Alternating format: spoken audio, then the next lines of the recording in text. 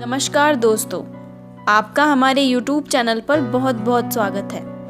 आज हम आपके लिए लेकर आए हैं प्रदोष व्रत की कथा। तो चलिए शुरू करते हैं। सनातन धर्म में प्रदोष व्रत का विशेष महत्व है। प्रदोष व्रत हर माह की शुक्ल और कृष्ण पक्ष की त्रयोदशी तिथि को पड़ता है, यानी हर महीने में 2 प्रदोष व्रत पड़ते हैं और इनमें सोम प्रदोष का बहुत महत्व है। जिस तरह एकादशी तिथि भगवान विष्णु को समर्पित होती है, उसी तरह प्रदोष व्रत भगवान शिव को समर्पित होता है। पौराणिक मान्यताओं के अनुसार प्रदोष व्रत के दिन भगवान शिव कैलाश पर्वत पर अपने रजत भवन में नृत्य करते हैं और सभी देवी देवता उनकी स्तुति करते हैं। भगवान शिव को समर्पित इस व्रत को करने से मोक्ष और भोग की प्राप्ति होती है। सोम प्रदोष व्रत का संबंध चंद्रमा से भी माना जाता है।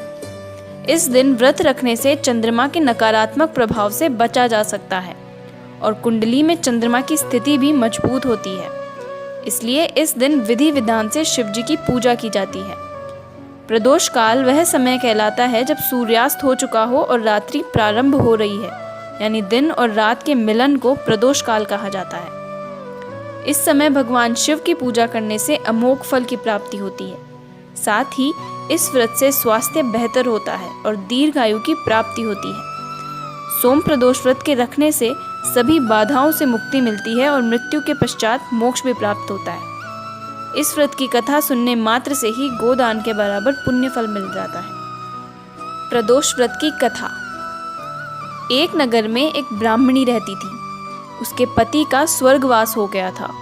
वह हर सुबह अपने पुत्र के साथ भीख मांगती थी, जिससे वह अपना और अपने पुत्र का पेट पालती थी। एक दिन ब्राह्मणी जब घर वापस आ रही थी तो उसने रास्ते में देखा कि एक लड़का घायल अवस्था में है, जिसको वह अपने घर ले आई। वह लड़का कोई और नहीं बल्कि विदर्भ का राजकुमार था, जिस पर शत्रु सैनिकों ने हमला कर दिया था और उसके पिता यानी राजा को बंदी बना लिया था।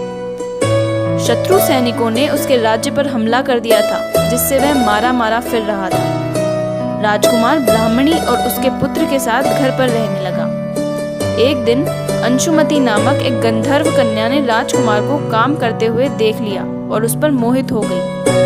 अगले दिन वह अपने माता पिता को राजकुमार से मिलाने के लिए ले आई। कुछ दिनों बाद अंशुमति के माता पिता को भगवान भोलेनाथ ने स्वप्न में आदेश दिया कि राजकुमार और अंशुमति का विवाह कर दिया जाए। उन्होंने ठीक वैसा ही किया।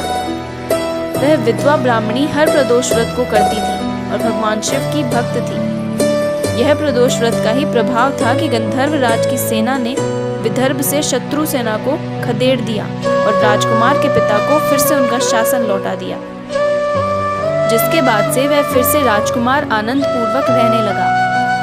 राजकुमार ने ब्राह्मणी के पुत्र को अपना प्रधानमंत्री बना लिया। ब्राह्मणी के प्रदोष व्रत के कारण शंकर भगवान की कृपा से जैसे राजकुमार और ब्राह्मणी पुत्र के दिन सुधर गए, वैसे ही शंकर भगवान अपने हर भक्तों पर कृपा बनाए रखते हैं और सबके दिन संवर जाते हैं। प्रदोष व्रत पूजा की विधि। प्रदोष व्रत के दिन व्रत रखने वाले व्यक्ति ब्रह्म मुहूर्त में उठकर नित्य क्रिया करने के बाद स्नान करना चाहिए और स्वच्छ वस्त्र धारण करके व्रत का संकल्प करें और सूर्योदय को जल अर्पित करें।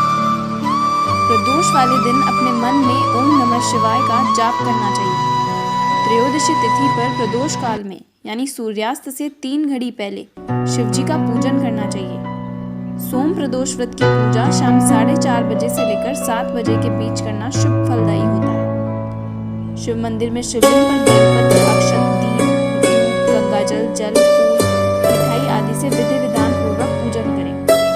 व्रती को चाहिए कि सायंकाल के समय एक बार फिर से स्नान करके स्वच्छ सफेद वस्त्र पहनने चाहिए। पूजा स्थल अथवा पूजन कक्ष को शुद्ध करना चाहिए। संभव हो तो व्रत रखने वाले व्यक्ति चाहे तो शिव मंदिर में भी जाकर पूजा कर सकते हैं। व्रत रखने वाले पूरे दिन भोजन ग्रहण नहीं करना चाहिए। अगर संभव न हो तो फलाहार किया जा सकता है। तो दोस्तों, ये थी प्रदोष व्रत की कथा व पूजा की विधि। ऐसी ही कथा व जानकारियों को जानने के लिए हमारे चैनल को सब्सक्राइब करें और अगर आपको हमारे वीडियोस अच्छे लगे तो प्लीज़ इन्हें लाइक और शेयर भी कीजिए।